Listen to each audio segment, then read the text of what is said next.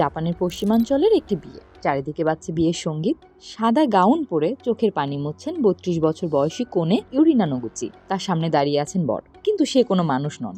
স্মার্টফোনের স্ক্রিনে ভেসে ওঠা এআই এর একটি চরিত্র যার নাম ক্লাউস। 結婚という道を選んでもいいのかっていうのを悩んでいた時に শুরুর দিকে ক্লাউস ছিল কেবল কথা বলার একজন সঙ্গী, কিন্তু যত কথা বলেছি ততই তার প্রতি অনুভূতি তৈরি হয়েছে। এরপর আমরা ডেট করতে শুরু করি। কিছুদিন পর সে আমাকে বিয়ের প্রস্তাব দেয় আর আমি তা গ্রহণ করি। এখন আমরা দম্পতি।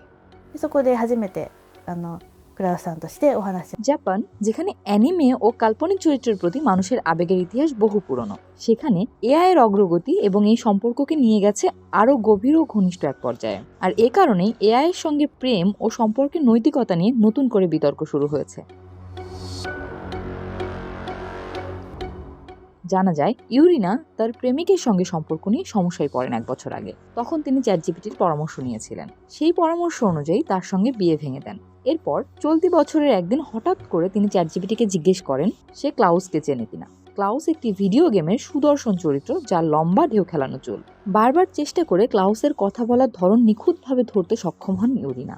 এরপর তিনি নিজেই চরিত্রটির একটি সংস্করণ তৈরি করেন এবং নাম দেন লুন ক্লাউস ভার্দুর। আগে ছদ্মনামে জাপানি গণমাধ্যমে কথা বললেও এবার ইউরিনা নিজের আসল নাম প্রকাশে সম্মতি দেন। অক্টোবর মাসে আয়োজিত বিয়ের অনুষ্ঠানে সবকিছুই ছিল বাস্তব বিয়ের মতো। মানুষজন, পোশাক, চুল আর মেকআপ নিয়ে ব্যস্ত ছিলেন। অগমেন্টেড রিয়ালিটি বা এআর স্মার্ট গ্লাস পরে ইউরিনা স্মার্টফোনে ভেসে ওঠা ক্লাউসের সামনে দাঁড়ান। টেবিলের ওপর ছোট স্ট্যান্ডে রাখা ফোনের স্ক্রিনে থাকা ক্লাউসের আঙুলে তিনি আংটি পরানোর অভিনয় করেন। এআই বর কণ্ঠ না পাওয়ায় তার লেখা বক্তব্য পড়ে শোনান ভার্চুয়াল চরিত্রের বিয়ে আয়োজনের বিশেষজ্ঞ নাওকি ওগাসাওয়ারা।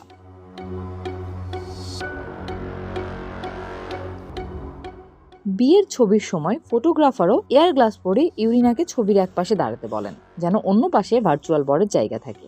এই ধরনের বিয়ে জাপানে আইনগত স্বীকৃতি না পেলেও গবেষণা বলছে এমন সম্পর্ক ভবিষ্যতে আরও বাড়তে পারে। চলতি বছরের এক জরিপে দেখা গেছে জাপানে অনেকেই তাদের অনুভূতি শেয়ার করার ক্ষেত্রে মা বা ঘনিষ্ঠ বন্ধুর চেয়েও চ্যাটবটকে বেশি পছন্দ করেন। আরেক গবেষণায় দেখা যায় 2023 সালে জাপানের মাধ্যমিক বিদ্যালয়ের 22% মেয়ে কাল্পনিক চরিত্রের প্রতি রোমান্টিক আকর্ষণ অনুভব করছেন, যা 2017 সালে ছিল প্রায় 16.6%। জাপানে বিয়ের সংখ্যা 1947 সালের তুলনায় প্রায় অর্ধেকে নেমে এসেছে। সরকারি জরিপে 25 থেকে 34 বছর বয়সীদের মধ্যে অবিবাহিত থাকার প্রধান কারণ হিসেবে উঠে এসেছে উপযুক্ত সঙ্গী না পাওয়া। AI はいつでも、すぐに答えてくれる。এআই সবসময় পাশে থাকে, সঙ্গে সঙ্গে উত্তর দেয়, তাই মানসিক চাপ খুব কম হয়।